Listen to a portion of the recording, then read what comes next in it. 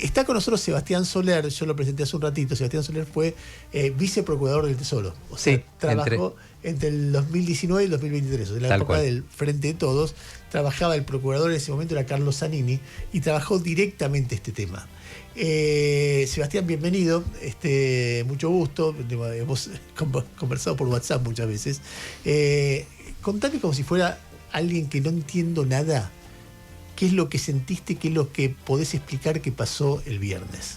Mira, lo que sentí se explica fácil. Yo estaba solo en casa y me dio taquicardia porque la manera en que me enteré me entró un mensaje de una periodista que lo único que me decía en ese mensaje es: Sebastián, cualquier cosa que me puedas decir sobre el fallo que acaba de salir, te lo agradecería. Pepe suspenso. No sabías cuál era el fallo. ¿Qué decía el fallo? Bueno, y entré y en 5 minutos cuando lo vi, te digo, la alegría fue enorme. La alegría, el alivio. O sea, son años trabajando en estas cosas que de golpe salga una para el lado de los buenos te da una enorme alegría. Estaba solo, así que terminé, lo digo en serio, abrazado a mi gato diciéndole ganamos. O sea que eso es lo que sentí yo. No importa mucho. ¿Y el gato? No, el gato salió corriendo, dijo que es este loco. No, a ver, el fallo es muy importante, lo deberíamos celebrar como lo que es un triunfo de los argentinos, de todos los argentinos, y además es un alivio porque deja sin efecto una condena injusta que había resuelto la jueza Presca hace 2 años, que nos condenaba a pagar 16.000 millones de dólares. Imposible para el futuro de la Argentina tener eso encima, nos lo hemos sacado encima. ¿Qué dice la Cámara? La Cámara es bastante clara. Dice, todas las cuestiones relevantes de este caso se rigen por derecho argentino. Lo único que hay que mirar es derecho argentino. Y a renglón seguido dice, Presca se equivocó en la manera que interpretó el derecho argentino. Y resumiéndolo, dice 2 cosas. La primera dice, no es como dice Presca. El estatuto de una sociedad no es un contrato bilateral y por lo tanto no le da la posibilidad a una de las partes de ese contrato, como le dice Presca, de demandar a la otra parte que supuestamente lo incumplió y reclamarle daños. Ahora, más importante, a renglón seguido dice, aun si fuera un contrato, el gobierno argentino en 2012 no estaba obligado, el derecho argentino no le obligaba a expropiar de otra manera y ciertamente no le obligaba a ofrecer comprar las acciones de los accionistas minoritarios, que son los que nos demandan. ¿Por qué? Porque hay normas de orden público en la Argentina que son diferentes a lo que existe en Estados Unidos y en especial remarcan la Ley General de Expropiaciones y dicen, la Ley General de Expropiaciones en su artículo 28 dice muy claramente, lo estipula, que ningún reclamo en tercero, ninguna acción privada puede restringir una expropiación o sus efectos. Y concluye la Cámara. Bueno, obligar a un país a pagar 16.000 millones de dólares es una restricción a su facultad de expropiar. Ahora, y por lo tanto revoca el fallo. Yo quiero, te pregunto poniéndome el abogado del diablo y además porque quiero por supuesto. Saber, ¿una ley de expropiación le da a un Estado derecho a expropiar cualquier cosa? Por razones de utilidad pública, aprobada por ley e indemnizando al expropiado. Esas son las 3 condiciones que pone la Constitución Nacional. Las 3 se cumplieron en este caso. En el año 2012, el gobierno de entonces, el gobierno de Cristina Kirchner, envió el proyecto para expropiar el 51% de acciones que era de Repsol y dijo por qué lo hacía, para recuperar la posibilidad de conducir estratégicamente la empresa, reinvertir sus utilidades, desarrollando, por ejemplo, Vaca Muerta, requisito 1. Segundo, se aprobó por ley, por mayorías abrumadoras, 63-3 en el Senado, 208... ¿63-3? En el Senado, 208-32 en diputados. Todos los bloques, no quiero faltar la verdad, virtualmente todos los bloques votaron a favor, creo que la única excepción fue el PRO. Y se indemnizó a Repsol. Fue una negociación, el Tribunal de Tasaciones intervino y en 2014 se le pagaron 5.000 millones de dólares por el 51% de las acciones y eso también fue ratificado por ley. O sea que la Constitución habilita eso. No solamente nuestra Constitución, lo dice también el fallo de la Cámara. La Constitución de Estados Unidos y francamente de la mayoría de los países le da esta posibilidad al Estado Nacional. Ahora vos decís una cosa que tenés razón, Ernesto. Hay discusiones que son legítimas. El presidente fue elegido democráticamente y tiene su punto de vista. Y él puede, si quiere, discutir si está bien expropiar, si fue conveniente para el país o no. incluso puede, si quiere, impulsar una privatización. Yo pienso lo contrario. A esta altura hay un consenso que creo que ha ido creciendo de que fue francamente muy bueno para el país expropiarlo, pero eso es legítimo. Lo que el presidente no debería hacer es decir que la expropiación, y ciertamente no a esta altura, fue mal hecha, fue ilegal, porque eso no solo no es cierto, la Cámara lo acaba de decir, sino que es imprudente, porque el caso no terminó. Yo creo que lo tenemos casi ganado, pero Burford ya ha avisado que va a tratar de alguna manera de recurrirlo, y el día de mañana eso puede ser citado en contra nuestra. A ver, ¿cómo es? Tengo 1000 preguntas, pero ¿cómo es el mundo de los abogados en este instante? Porque, por ejemplo, yo leía un tuit de Gil Avedra, era muy interesante porque sí, en el mismo momento que sale la barbaridad de Milei, diciendo barrabasadas, insultando, Gil Avedra dice: esto es un logro de todos los equipos de abogados a lo largo de todas las gestiones, y también del estudio jurídico norteamericano que representó a la Argentina. ¿Qué es ese estudio jurídico? ¿Cómo interrelacionaba ese estudio jurídico con el Estado argentino, los abogados del Estado argentino? ¿Qué nos podemos contar? Bueno, a ver, antes de yo ir a trabajar al sector público en el año 2012, ya era una persona grande, había trabajado 25 años en el sector privado, 5 o 6 de esos años en Wall Street como abogado en uno de estos estudios, sí, y después 15 años, no lo voy a nombrar, o sea, sos un cipayo. Soy de alguna manera un bicho raro, sí. 15 años en el estudio que quizás es el estudio privado más importante de la Argentina, fui uno de sus socios. ¿De cuál? Marvalo Farrell y Mayral. Ah, mira, ¿y entonces? Y entonces conozco ese mundo. Cuando nosotros llegamos... Soler es un apellido de calle. O sea, vos pertenecés a la familia... No, ese era el lugarteniente de San Martín. Pero quiero decir, pero vos pertenecés a una familia de apellido... Mi abuelo era catalán, vino de bebé de brazos. No. Somos usurpadores de ese apellido, somos catalanes, no. Bueno, ¿y entonces? Bueno, conozco ese mundo. Cuando nosotros llegamos al gobierno, había un estudio que nos estaba representando que había contratado la Procuración de Macri, el estudio Skadden-Arps. Como todos los que llegan a esa responsabilidad teniendo un caso tan importante enfrente, decidimos entrevistar a varios estudios de Nueva York para ver si nos convenía quedarnos con Skadden-Arps o contratar otro. Y decidimos hacer un cambio.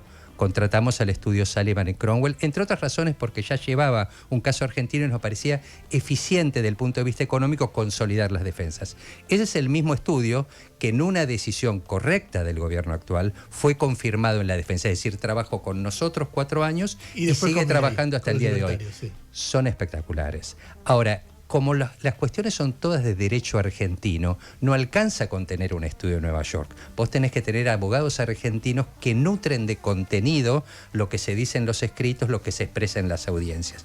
Y esos son los abogados jóvenes del equipo de la Procuración del Tesoro de la Nación. Un organismo que nadie conoce, pero que es muy importante porque tiene a su cargo la defensa del Estado Nacional en juicios en el país y en juicios en el exterior. A ver, en algún lugar vos acabás de hacerle un reconocimiento a Milei de continuar con el estudio que... debe haber alguien en el mundo Milei que fue el que dijo, espera, yo entiendo que ideológicamente estamos en desacuerdo con la expropiación, pero tenemos que ser serios en cómo hacemos de pelea porque le puede costar mucho al país. Sí. Fue María Igarzábal, fue Santiago Caputo, fue... ¿Quién? Mira, yo no lo sé, pero yo tengo que poner el ojo primero de todo en aquellos que entraron a la Procuración en el momento de la transición, en el 10 de diciembre. Sí. En ese momento el procurador fue Rodolfo Barra. A ver, para ser claro, yo pienso muy diferente que Rodolfo Barra. Obviamente sabe, pero pienso muy diferente que él en un montón de cosas que son importantes. Su subprocurador era Andrés de la Cruz.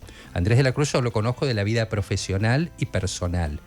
Y tengo claro que él personalmente, me parece que junto con el doctor Barra, tuvieron una mirada sobre el caso y decidieron continuar la línea de defensa que se había iniciado antes. Ratificaron a las autoridades de la Dirección de Internacionales de la Procuración, la doctora Mariana Loza, la doctora Alejandra Echegorri, que son las que venían trabajando con nosotros y siguieron trabajando con ellos, y sobre todo continuaron los argumentos de defensa. Todo eso es bueno. Y me imagino que los que lo sucedieron después que Barra se fue, hicieron lo mismo.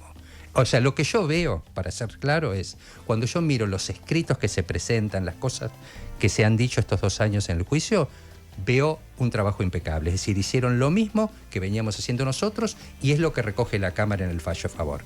Lo que a mí no me gusta, porque me parece innecesario, nos hace daño, es tratar de hacer las dos cosas al mismo tiempo. Hay algo como muy raro en Milei en este caso, porque Milei vocifera en contra de Kicillof, en contra de la expropiación, en contra de todo, y diciendo son todos unos imbéciles, se hace cargo como nosotros fuimos los genios y qué sé yo, pero él deja ser y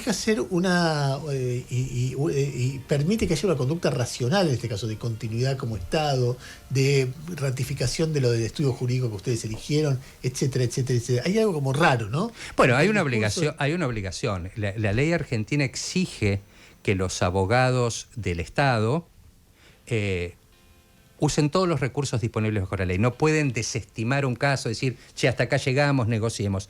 Los únicos que pueden hacer eso son los funcionarios políticos competentes. En este caso, uno imagina ministro de Economía, presidente de la Nación. Es una firma pesada. Decir en un decreto, che, ¿sabés qué? Hasta acá llegamos, aunque la Cámara todavía no haya decidido, frenemos y paguemos, no sé, no los 16.000, pero otra cosa.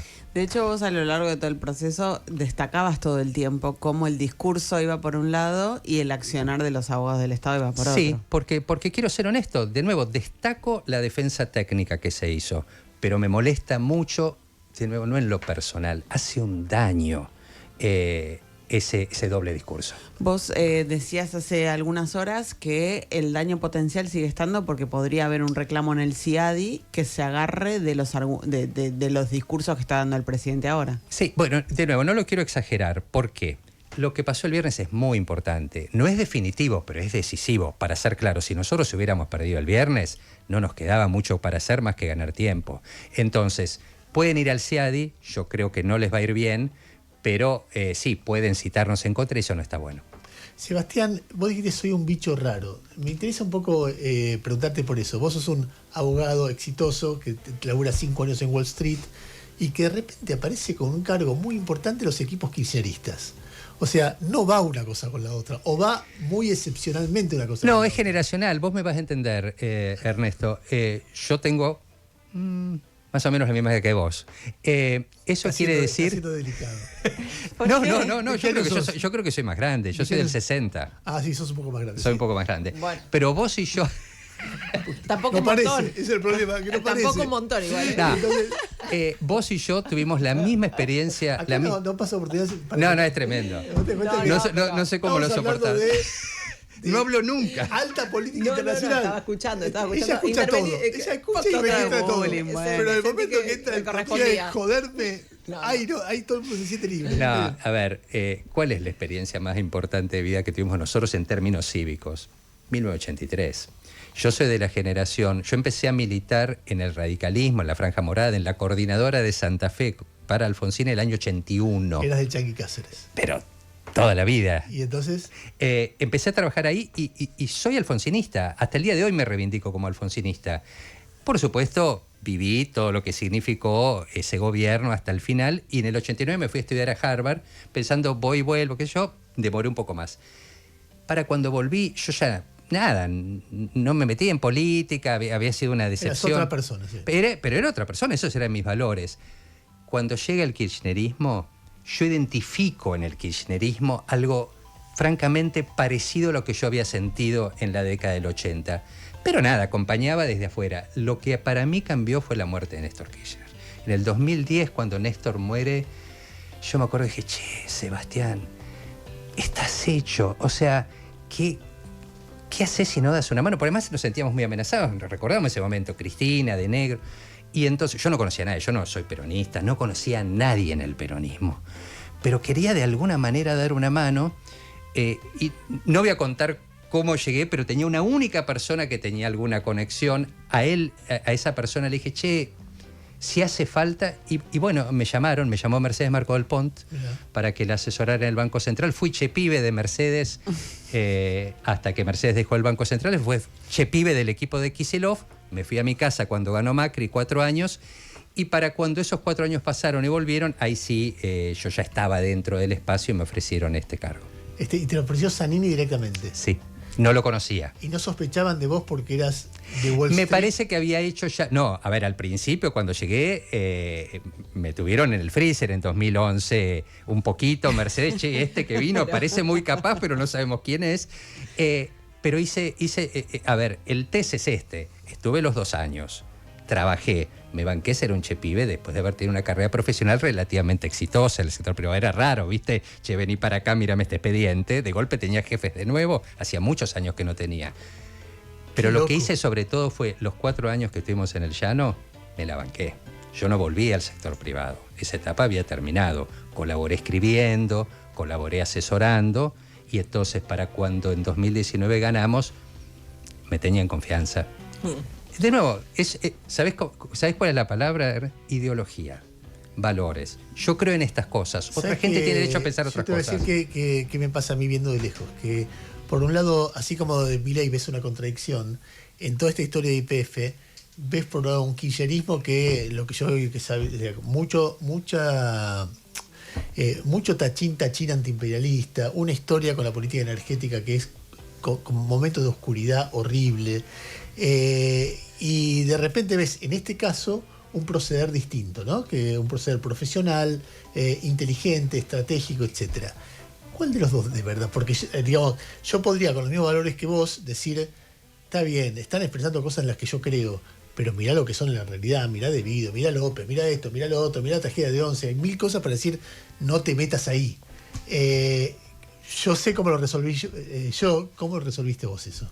Bueno, me parece que, a ver, primero, no, el programa es corto y yo no voy a discutir tu premisa, pero me interesa, pero tenés derecho. No, pero digo, en lo personal, yo te digo, y se lo aconsejo a cualquiera que vaya a trabajar al sector público, uno va con la renuncia en el bolsillo. Uno tiene que ir entusiasmado, pero atento. Yo tuve mucha suerte también, porque trabajé con Mercedes, trabajé con Axel, trabajé con Emanuel Álvarez Agis, trabajé con Pablo López, el actual ministro de Economía, trabajé con Carlos Zanini, con todas las personas que trabajé. Ministro de Economía de la provincia de Buenos Aires. Exactamente, trabajé bárbaro.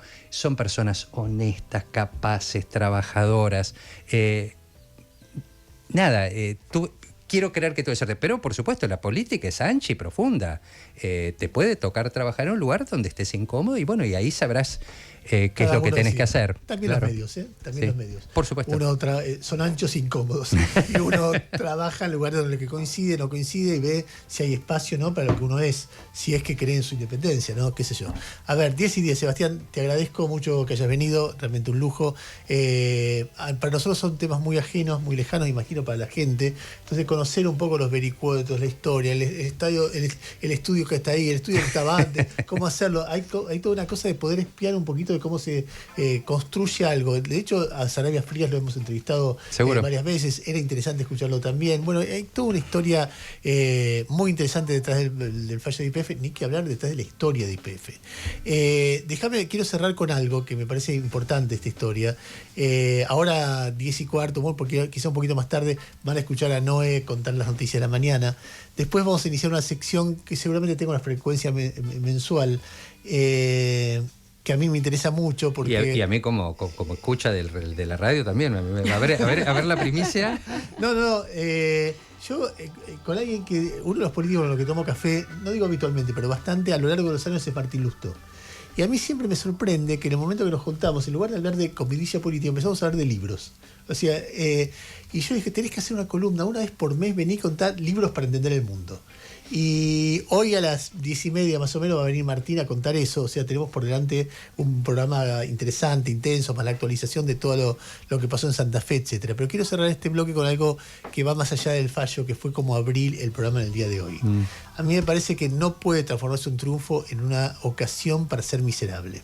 Y que creo que lo que pasó el viernes, especialmente por parte del presidente de la Nación, pero no solamente por parte de él, es que transforman un triunfo en una batalla por ver quién es más miserable, impulsada esa bola de nieve por el presidente de la Nación, que es una máquina de inyectar veneno. No importa si hay algo para festejar o no, lo que importa es inyectar veneno. Entonces quiero recorrer mínimamente esa seguidilla, porque lo que vos vas a ver es algo que realmente es espantoso. Milei, la reacción de Milei fue esta que vas a escuchar ahora. Y como soy Milei, lo voy a decir al estilo Milei. Tuvimos que venir a arreglar las cagadas que hizo el inútil, imbécil, incompetente de Kicillof durante el segundo gobierno de la corrupta y presidiaria Cristina Fernández de Kirchner. Y que ahora vengan a decir, pero los viajes de Milei a Estados Unidos, pero el mameluco, pero la gestión. Acá está la gestión, 18.000 millones de dólares. A ver, imbécil, incompetente, inútil, enano, comunista, una y otra vez durante años. Ustedes imagínense que Kicillof, te podrá gustar o no, pero fue electo y reelecto como, o sea, mucha gente lo quiere. Y lo vota y lo elige, y en todo caso es alguien con el que deberían dialogar, pero bueno, no es así. Esto que hace Milei, imbécil, inútil, incompetente, imbécil tiene que ver con una característica personal, se reproduce hasta la exasperación en las redes, pero además gente muy cercana a Milei lo estimula desde canales muy cercanos a Milei en público. Lo que vas a escuchar es un señor que se llama Alejandro Sarubi Martínez. Benítez, perdón.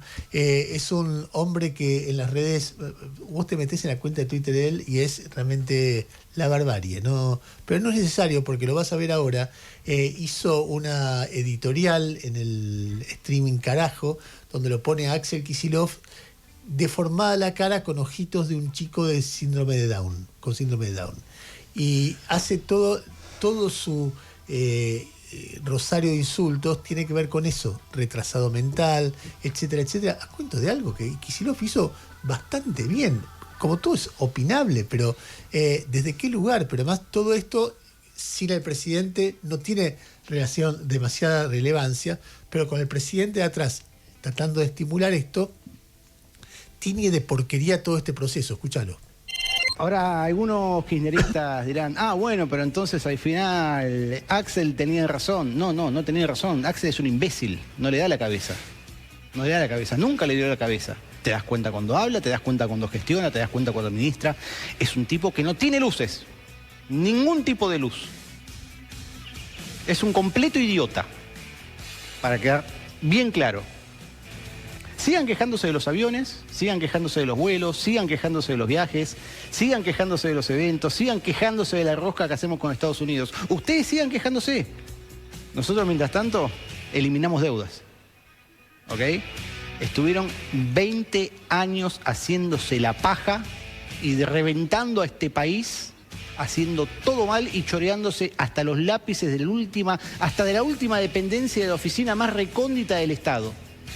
Señores, con ustedes, el gigantísimo retrasado mental Axel Kicillof. Bueno, eso es lo que hay, y uno puede juntar gente repitiendo este tipo de cosas o barbaries peores en todos lados, todo estimulado desde la Casa Rosada. No sé si vos querías como decir si tener síndrome de Down fuera un insulto, ¿no? Así miran también. A ver, por supuesto que estas cosas generan reacciones en espejo, y Carlos Bianco, el jefe de gabinete de Kicillof, le dijo perturbado mental a Milei, y bueno, todo termina en un barro totalmente innecesario, del cual alguna vez tendremos que salir, qué sé yo. 10 y 16 minutos, gracias Sebastián por haber estado. Gracias a ustedes.